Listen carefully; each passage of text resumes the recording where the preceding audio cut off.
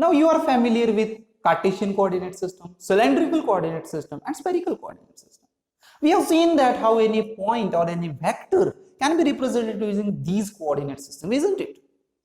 Now my dear, the selection of any coordinate system to represent the given point or the given vector in the space doesn't going to change the original location of that point or original location of that vector. You can represent the same point or vector using any coordinate system that you want. That doesn't going to affect the original position of that point or of that vector.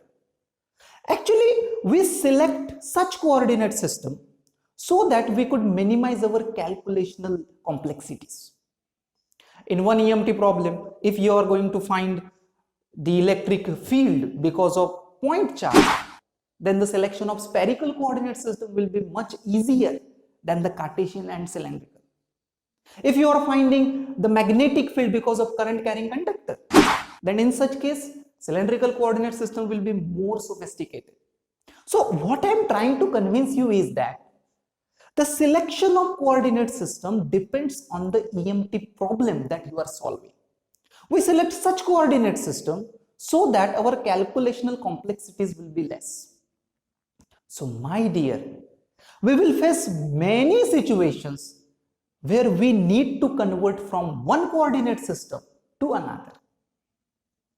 The given data in Cartesian, but we are solving in the cylindrical, then Cartesian to cylindrical. Given data in spherical, we are solving in cylindrical, spherical to cylindrical. So many times the situation may arise so that you have to switch between the coordinate systems. In such case, you must know how to switch between the coordinate system. You must know what are the relations between these coordinate systems. But once again, I am telling, whatever the system you are going to represent into or whatever the system you are going to convert into, the original location of the point and the vector is always the same. Only the way of representation is different in different coordinate systems. So consider the Cartesian cylindrical conversion. Assume that the given point is in Cartesian coordinate system, but we want to represent the same point in the cylindrical coordinate system. Now my dear, you know that in Cartesian coordinate system, the point is represented using x, y and z coordinates, while in cylindrical, it is represented using rho, phi and z coordinates. Am I right? So the situation is like this. We are given with point P, x, y, z, but we want to represent the same point as like this, P, rho, phi, z. That means we want the conversion formula for rho in terms of x, y, z. We want the conversion formula for phi in terms of x, y, z, and similarly for the z. But before moving ahead, my dear, let me clear you one thing. We have seen that in both the coordinate systems, z coordinate is exactly the same. So there is no need for conversion formula for the z coordinate. It will be same in both Cartesian as well as cylindrical. So our situation is like this. We have a point P represented in Cartesian as Pxy, but we want to represent the same point in cylindrical as P rho phi. Z coordinate will be exactly the same for both the systems. Now just recall that what are the x and y coordinates from the lectures of Cartesian coordinate system. X, it is the perpendicular distance from the yz plane. Y, it is the perpendicular distance from the xz plane. Am I right? Like this. Now let us draw the rho and phi of the cylindrical coordinate system within the same diagram, so that we could easily correlate these coordinates. My dear, we have seen in the lectures of cylindrical coordinates, rho is the lateral distance of the point from the z-axis, or as you can remember, it is also the radius of the hypothetical cylinder that is assumed to be passing through the given point. And phi, it is the angle made by the vertical half plane containing the required point with the positive x-axis. Right, like this. Now, my dear, let us look at this pictorial from the above. Let us have the top view of this figure so that you can clearly observe this right angle triangle. Also carefully observe the angle phi. It is the angle made by the rho with the positive x-axis. Now, my dear, from this right angle triangle, we can easily correlate the coordinates of Cartesian with cylindrical or with cylindrical and Cartesian. For example, let us have a look at this triangle. Rho is the hypotenuse. So we can easily write this as under root of x square plus y square. Similarly, if we write tan phi, it will be y by x. So phi is tan inverse y by x. So my dear, these are the formulas are used when we want to convert the given point from the Cartesian coordinate system to the cylindrical coordinate system.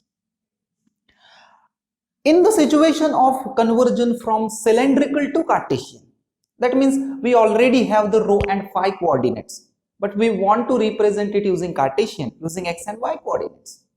For this situation, once again consider the same triangle. Let us write cos of phi. It would be x by rho, isn't it? So x is coming out to be rho cos of phi. Similarly, if you write sin phi, then y coming out to be rho sin phi. So my dear, these are the formulas we should use when we want to convert from cylindrical to the Cartesian. That means we already have rho and phi and we want to represent it using x and y. So my dear, these are the formulas which are used for cylindrical and Cartesian conversion of a point. If given point is Cartesian, but we want to represent it in the cylindrical, then rho equal to under root of x square plus y square, phi tan inverse x by y by x. But if the given point is in cylindrical and you want to represent it in the Cartesian, then these formulas x equal to rho cos phi and y equal to rho sin phi, these formulas can be used. Carefully note, my dear, in both the coordinate system there is no need of conversion of z coordinate because it is exactly the same in both the coordinate systems. Now in these conversion formulas, you must make note of one confusing but very important concept. Consider the formula for phi. It is tan inverse y by x. We have just seen this formula for converting from Cartesian to cylindrical, isn't it? My dear, you should make use of this formula very carefully because you know this formula wouldn't always give you a right answer.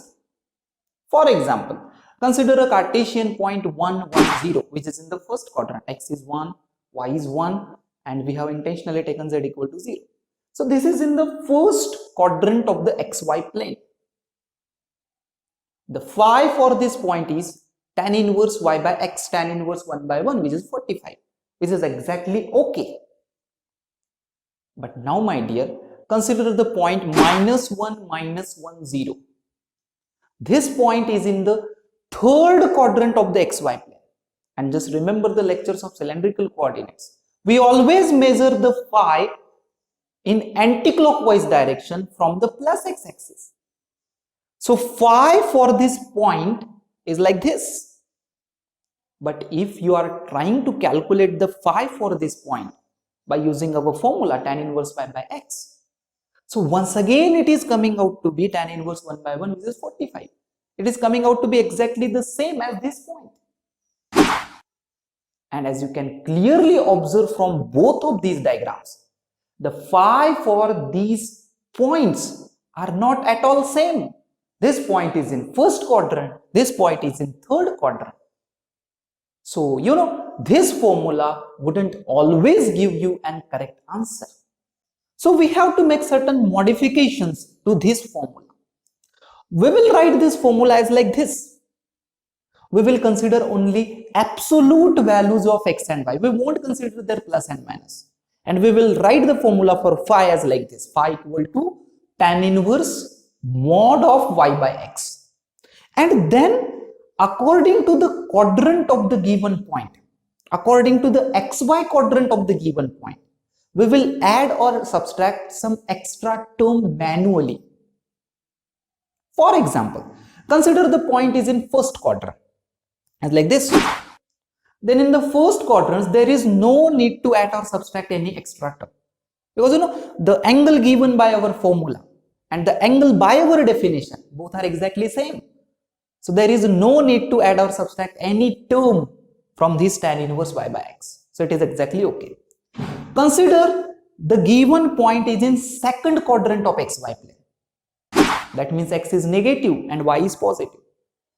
So the angle given by the formula tan inverse mod of y by x, without considering the minus sign, the angle given by formula tan inverse mod of y by x is like this. But you know that we always measure the phi from the plus x-axis in the anti-clockwise direction. So you can carefully observe the diagram that our required phi is 180 degree minus this angle, or pi minus this angle. So if the point is in second quadrant, then required phi is pi minus tan inverse mod of y by x. Next, consider the point is in third quadrant. That means x is also negative and y is also negative. So without considering their negative sign, tan inverse mod of y by x gives us this angle. But according to our definition of phi, you can carefully observe from the figure, our required phi is like this.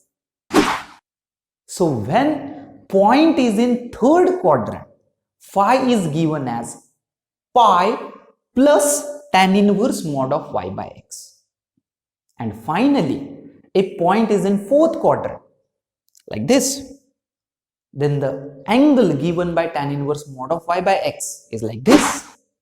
But our required angle is as like this, 2 pi minus that angle. So, my dear, while calculating the phi from the x and y coordinates, you have to be very careful. The formula is of course phi equal to tan inverse y by x, but you have to make certain changes according to the xy quadrant of the point. If point is in first quadrant, there is no need of any change.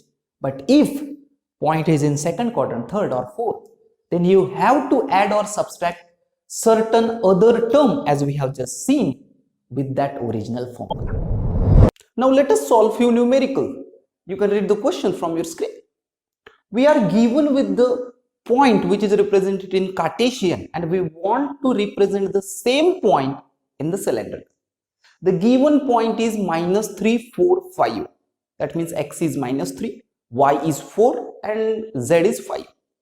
And to represent this point in cylindrical, we will be requiring rho, phi and z. So now you know that rho is given as under root of x square plus y square. So putting the values of x and y, we can easily get the rho as shown on the screen. Now my dear phi, I have just explained that before applying the formula for phi, first of all check out the xy quadrant of the given point. As x is negative and y is positive, that means given point is in the second quadrant of the xy plane, isn't it? So the corresponding phi formula will be like this, 180 degree minus tan inverse mod of y by x. So putting the required values, we can also get the phi coordinate as also like this. And as we already know, z coordinate for both the systems is always same. So z will be exactly the same, equal to 5. So my dear, the given point minus 3, 4, 5 in Cartesian is the same represented in cylindrical as shown on your screen.